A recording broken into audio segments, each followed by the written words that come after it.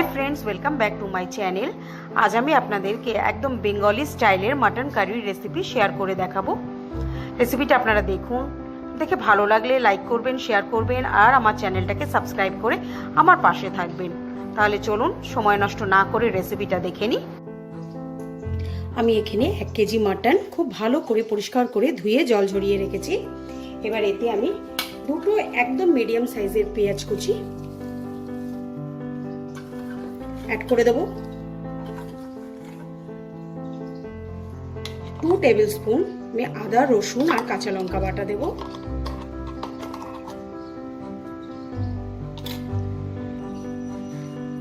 এরপর আমি এতে 1 টিস্পুন হলুদ গুঁড়ো, 1 teaspoon Kashmiri red chilli powder, 1 table স্পুনের মতো নুন অ্যাড করব। নুনটা আমি আবার পরে অ্যাড করব। এখন 1 টেবিল স্পুন আমি নুন দিলাম। তারপর এতে আমি পরিমাণ মতো কাঁচা সর্ষের তেল দেব। এখানে আমি 2 টেবিল স্পুনের মতো কাঁচা সর্ষের তেল দিলাম। এবার এটাকে আমি খুব ভালো করে মেখে নেব।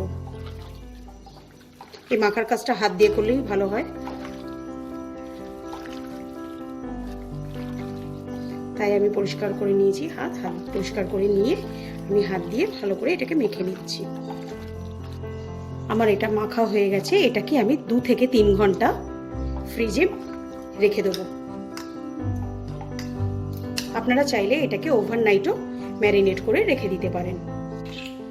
2 ঘন্টা পর আমি ফিরে এসেছি। আমি গ্যাসে একটা কড়াই বসিয়ে নিয়ে খুব ভালো করে গরম করে নিয়েছি। এতে আমি 3 টেবিল স্পুনের মতো সর্ষের তেল অ্যাড করব। তেলটা আমার গরম হয়ে গেছে। এতে আমি 1/4 টিস্পুনের মতো হলুদ দেব আর কেটে রাখা আলু দিয়ে দেব।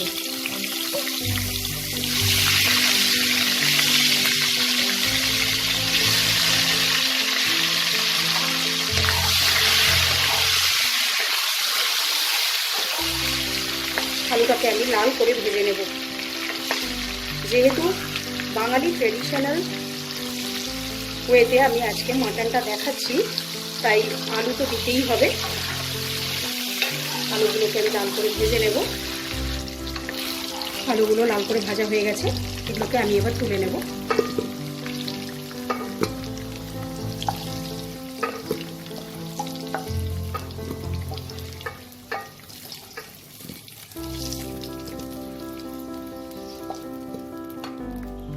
এবার এই তেলেই আমি 4-5টে তেজপাতা দিয়ে দেবো। যেহেতু আমার তেজপাতাগুলো ছোট, তাই আমি এখানে 4-5টা দিলাম। এখানে 3টে এলাচ দিয়ে দেবো, ফাটিয়ে দিয়েছি আমি এটা, আর কয়েক টুকরো দারচিনি দিয়ে দেবো।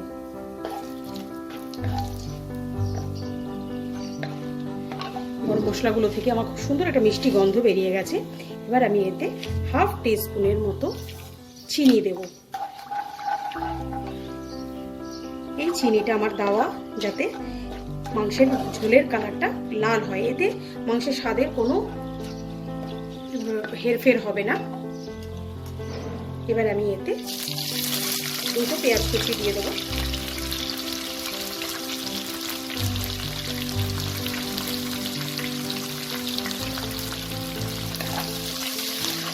পেঁয়াজটাকে আমি হালকা ব্রাউন করেও ভেজে নেব, খুব বেশি লাল করব না।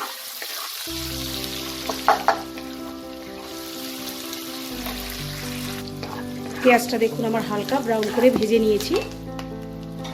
এবার আমি এতে ম্যারিনেট করা মাটনটা দিয়ে দেবো।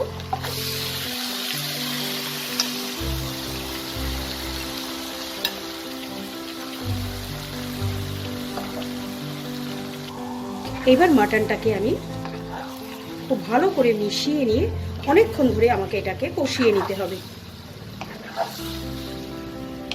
কারণ কষানোটা যত ভালো হবে মাটনের টেস্ট তত ভালো হবে।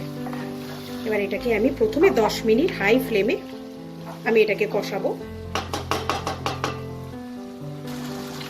10 মিনিট আমি মাটনটাকে হাই ফ্লেমে কষিয়ে নিয়েছি। এবার এতে আমি 2টো মিডিয়াম সাইজের টমেটো দিয়ে দেবো।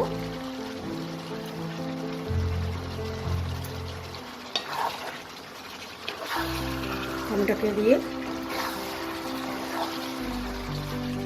আবারও আমি 5 মিনিট মাংসটাকে খুব ভালো করে কষাবো। 5 মিনিট আমি মাংসটাকে নাড়াচাড়া করে খুব ভালো করে এটাকে আমি আরও কষিয়ে নিয়েছি। দেখুন টমেটোগুলো আমার একদম নরম হয়ে গেছে।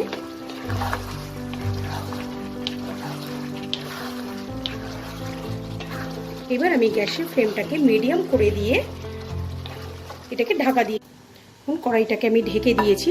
এবার এটাকে গ্যাসের ফ্লেমটাকে আমি মিডিয়াম করে দিয়ে আমি 10 মিনিট এটাকে এইভাবে রেখে দেবো। আমি ঢাকনাটাকে খুলে নিয়েছি। আমি এটাকে 15 মিনিটের মতো কষিয়েছি। মাঝে মাঝে আমি ঢাকনাটাকে খুলে মাংসটাকে নেড়ে দিয়েছি যাতে তলা থেকে লেগে না যায়। দেখুন মাংসটা আমার খুব সুন্দরভাবে কষানো হয়ে গেছে।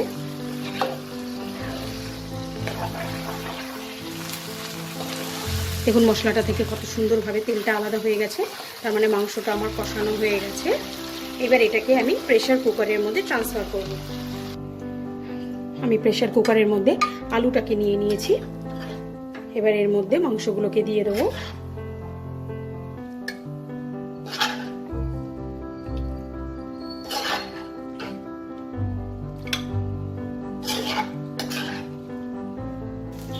এবার এই কড়াইটাতেই, যেই কড়াইতে আমি মাংসটা রান্না করলাম, এই কড়াইতেই আমি মাংস ম্যারিনেট করে রেখেছিলাম যে বাটিটায়, সেই বাটিটায় অল্প একটু জল দিয়েছি, কারণ বাটিটার গায়ে অনেক মশলা লেগেছিল।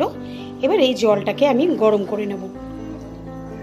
গরম করে এটা আমি প্রেসার কুকারে দিয়ে দেবো। জলটা গরম হয়ে গেছে। আমি এবার কড়াইয়ের জলটা প্রেসার কুকারের মধ্যে দিয়ে দেবো।